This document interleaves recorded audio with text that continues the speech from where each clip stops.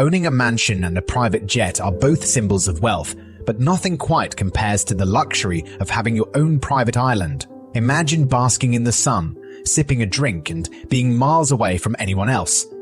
However, this level of opulence comes at a high price. Today, we will explore the actual cost of owning a private island and determine whether it is truly worth it. The initial expense of purchasing a private island is, unsurprisingly, the cost of the island itself. While you may envision cabanas on pristine white sand and even a golf course on the northern side of the island, it all begins with finding the perfect location to turn your dreams into reality.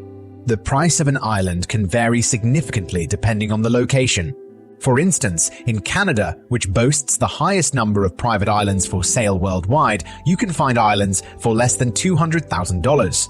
If you are on a tight budget, you might even be able to acquire an island for just under $100,000. Take, for example, Half Island in Nova Scotia, which is priced at $65,000. This 6-acre island is situated less than a mile away from the mainland. However, there is a catch. While $65,000 may seem like a steal for your own slice of paradise, it is important to note that temperatures around Half Island can plummet to as low as -22 degrees Fahrenheit during winter. Living on the island is only practical during the summer season, and even then, acquiring supplies can be quite challenging.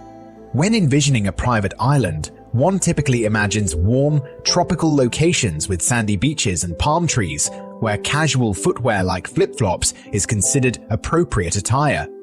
The Caribbean, consisting of numerous islands with lush hills, expansive sandy shores, and pristine waters, perfectly fits this image. It serves as an ideal setting to create your dream tropical retreat with a wide selection of islands to choose from. Surprisingly, the prices are not as exorbitant as one might expect. Opting for a smaller, more secluded piece of land could cost between $1 to $3 million. However, if you prefer a larger island in the more sought-after regions of the Caribbean, prices can range from $30 to $100 million.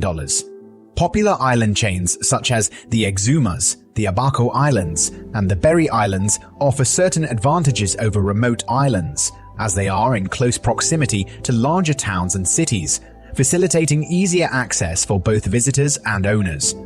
For instance, consider Spectalis Island in the Exumas. This island spans 460 acres, boasting numerous white sand beaches, picturesque hilltop views, and ample space for construction. Located just 230 miles from Miami and a mere 60 miles from the capital, it may come with a hefty price tag, but its accessibility is a major advantage. Moreover, the bragging rights of owning an island in the Exumas are priceless. On the other hand, there are more secluded options in the Caribbean, such as Little Ragged Island, a 700-acre property listed at $35 million. In comparison to Spectabilis, you get nearly double the land for half the cost. Additionally, Little Ragged Island features 2 ponds for freshwater access and 30,000 feet of shoreline, equivalent to about 5.6 miles. With the 110-mile-long Ragged Island chain being vastly undeveloped, you can enjoy the 5.6 miles of shoreline in complete privacy, as there is only one small town with a population of 72 people. Essentially, if you have any inclination towards nightlife or fine dining, Little Ragged Island may not be the best choice. Despite the varying prices and locations, all the islands we've discussed share a common trait: they are underdeveloped. While this may not initially seem like a concern for those purchasing private islands, building a house on the island is not as straightforward as it may seem.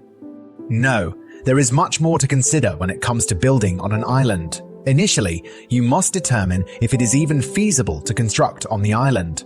Locations like the Caribbean have stringent environmental regulations in place due to the delicate ecosystem of the region. Before making any alterations to the purchased island, an environmental impact assessment is mandatory, and this assessment comes at a significant cost of at least $50,000. Similar environmental laws are also prevalent in Canada, where endangered animals may inhabit lake and ocean islands. It would be undesirable to displace adorable little creatures like this, wouldn't it? Look at how lively he is. Specifically in Ontario, construction is only permitted if there is more than 1 acre of usable land on the island. Therefore, acquiring a tiny island for the price of your monthly salary is not a worthwhile investment unless you are interested in camping. In addition to the expensive environmental study conducted prior to construction, there are numerous environmental protection laws that will raise the overall cost of your project. Factors such as water collection, electricity generation, and island access are heavily regulated to safeguard the stunning lakes and oceans. Therefore, it is important to consider how these regulations will impact the total expenses of building a home. However, aside from environmental considerations, there are numerous other logistical aspects to address. Firstly, transporting building materials to the island is a costly endeavor. Furthermore, specialized boats are required to transport heavy construction equipment to the island.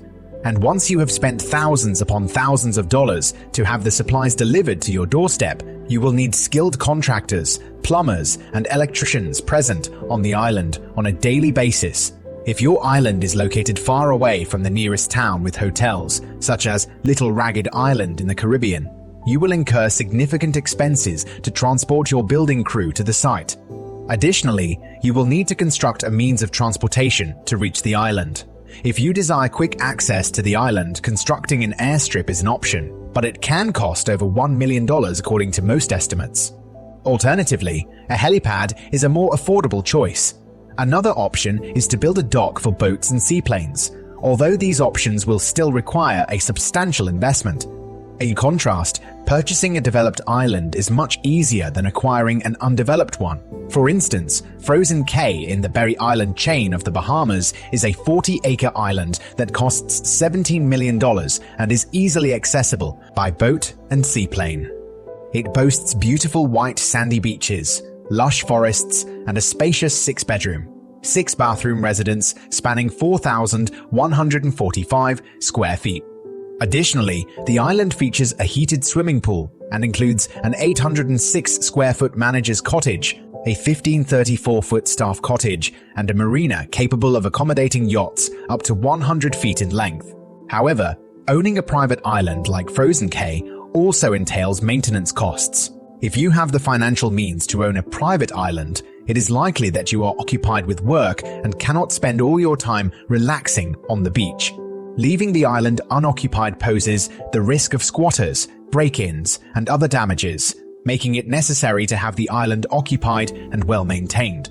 While I have primarily discussed the costs associated with owning a private island, it is worth noting that there is also potential for generating income when you are not using your home. Renting out private islands is highly popular among the wealthy, including myself.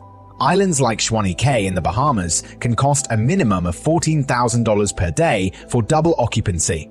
If you decide to bring 4 more people to the island, it will cost you $16,000 per day, excluding gratuity. This means that if you rent out Sedans Cay as a double occupancy at the lowest rate for every day of the year, you can earn a minimum of $5 million. Apart from the additional income, owning a private island also offers the incredible benefit of having your own personal paradise. It's a unique joy to wake up and have a beach, deck, and ocean all to yourself. You have the freedom to set your own rules on your island. Many people dream of owning private islands for various reasons. However, whether owning a private island is worth it or not depends on your personal preference. Are the high costs, regulations, and logistical challenges of building supplies and amenities worth the luxury of lounging on your own island? What are your thoughts? And if you had your own private island, what would you name it? Feel free to share your thoughts in the comments below. Thank you for watching. If you enjoyed the video, please like and subscribe.